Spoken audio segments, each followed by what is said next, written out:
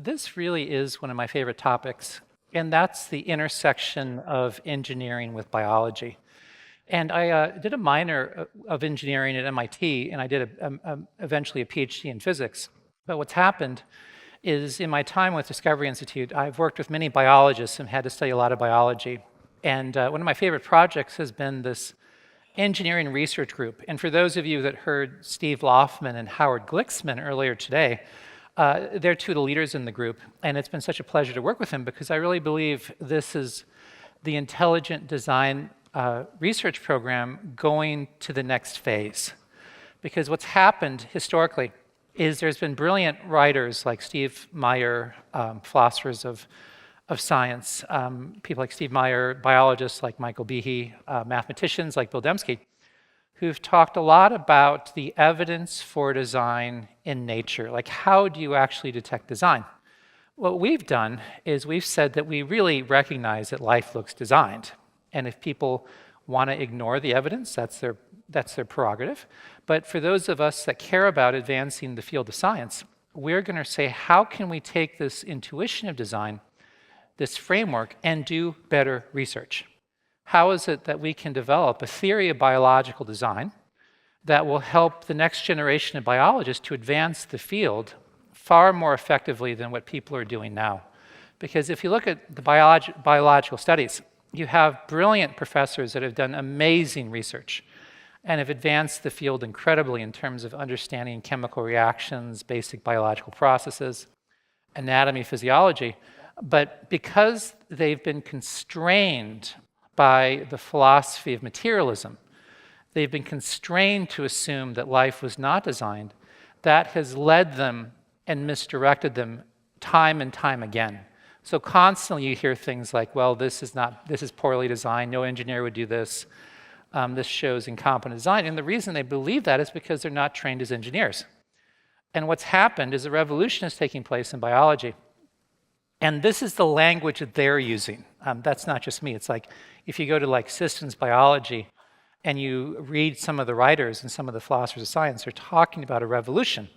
Because what they're realizing is this reductionist approach where you look at, let's say, just chemical reactions and you sort of assume that life is just this accumulation of chemical reactions, almost like an onion with layer after layer after layer, that approach has completely failed to understand the higher level organization of life. But what's happened is engineers have started to work more and more with biologists, and that's caused this change of perspective, this change of assumptions, where now, as they look at it from the perspective of engineers, they're starting to understand the higher level organization of life and the extent to which it looks like human engineering. And the ways that it differs from human engineering is because it's more clever, more ingenious, more efficient, and more complex.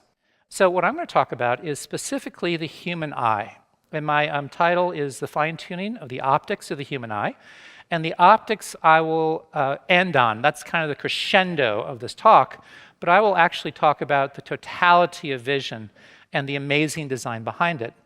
And the reason this is such an important topic is because the eye has been an iconic example for both people that believe in design and those that don't. In fact, you have people like Isaac Newton, who said, how came the bodies of animals to be contrived with so much art? And for what ends were there several parts? Was the eye contrived without skill in optics? So Isaac Newton, who was one of the major inventors of the modern scientific era, one of the forerunners, he recognized that the eye looks like it was engineered by a mind that had expertise in optics. And then even if you go to William Paley, who's a famous natural philosopher that talked about the famous watch argument. It's the idea that if a individual's in the woods and they find a watch, they see how this watch is made from lots of intricate parts that were carefully designed to work together for a purpose. That points to a designer, a watchmaker. In the same way, when you look at life, when you look at the eye, you see this same picture of a lot of different parts put together for a purpose. So again, for William Paley, the eye was an iconic example. But even for Charles Darwin wrote, to suppose that the eye, with all its inimitable contrivances for adjusting and focus to different distances, for admitting different amounts of light, and for the correction of spherical and chromatic aberration could have been formed by natural selection seems, I freely confess, absurd in the highest degree possible. So even Darwin recognized that the evidence of design of the eye is really dramatic. Of course, what happened is it's also been an iconic example for people that don't believe in design. If you were to ask any evolutionist, what would be the best example of a detailed evolutionary account for the origin of any complex structure, they would say the eye. That's the classic example. And you ask them, well, how do you believe the eye came about? They would tell you this very nice story of how you have a photoreceptor that appeared, and then what happened eventually was that photoreceptor ended up inside of a kind of a cup, and that cup sort of had shadows, and eventually it turned into a pinhole, so it became maybe more of a well-focused shadow. Eventually you had some gelatinous material that may have acted like a lens, and eventually a real lens formed, and then eventually you get the modern eye, the camera-type eye that you see in vertebrates. So again, this is sort of a classic example that if you read any evolutionary textbook, this is sort of the iconic, this is their best foot forward. This is the most convincing, the most detailed, the most plausible in their mind of a story of how an evolutionary process could gradually produce something of great complexity. That's sort of the picture that we have. Now, what's interesting is that if you look, and what I'll do for you today is I'm going to talk about how, one, the eye shows extraordinary evidence of design. Two, I'm going to critique for you that evolutionary narrative. And then three, what I'm going to do is show you how the evidence of design in the eye is not simply confined to the biology, but it actually interrelates with the design behind the very laws of physics and the design of our atmosphere. So we're going to see all this come together. So that's kind of what we're going to deal with. But what I want to first do, though, before I get to that, is talk a little bit more about this revolution taking place in biology that I mentioned. Because if you were to talk to biologists maybe 10, 15, 20 years ago, what they would tell you is that life very often looks poorly designed, suboptimal. That there's lots of structures in the human body that don't even work. Like if you were talking to a physician in the late 1800s, they'd say that there's dozens of structures in the human body that don't work because they're just remnants of our evolutionary past. You know, useless things like the gallbladder, things like the pituitary gland, things like that. But obviously what's happened as time has gone on is time and time again what people used to think was non-functional or suboptimal, they eventually realized was actually optimally designed, partly through the intervention of engineers. Also what's happened is if you were to talk to biologists and ask them what would be sort of a metaphor for the design we see in biology, they'd say it's a Rube Goldberg machine. Now, if you haven't heard of a Rube Goldberg machine, it was this sort of comical machine that you have some objective that you try to accomplish through putting together lots of individual parts that weren't intended to work together.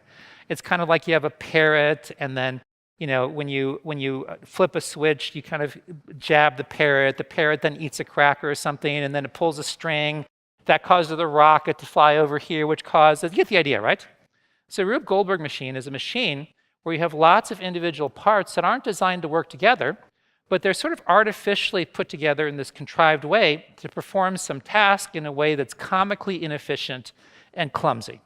And that's the metaphor that people had for life. Because there's no mind behind life, what happens is you expect to see any complex structure in the body or in a cell to be sort of this combination of proteins or other structures that weren't intended to work together, but they just kind of came together random and serendipitously, and just coincidentally they ended up performing some different function in a way that's a bit more complex. That's what the Rube Goldberg machine is. In fact, there's a very famous quote by Jerry Coyne, and I'll read it to you later. But what Jerry Coyne essentially says is that biologists constantly find what looks like Rube Goldberg machines in life. It's not what you'd expect from an intelligent agent, but it is what you'd expect from a long, undirected evolutionary process. Now, he doesn't really mention a lot of examples of that, but as it turns out, his claim is simply false. That what's taken place is you have, again, more engineers working with biologists, and what they found is that life looks like it's a top-down design system. Now, what do I mean by top-down design? Well, it's kind of like if you design a car, what you do is you look at the top level of the organizational hierarchy. You look at the major systems. So if you're going to design a car, you know, a car has to have an engine, it's got to have a passenger compartment, it's going to have a transmission system. That's the highest level in the organizational hierarchy.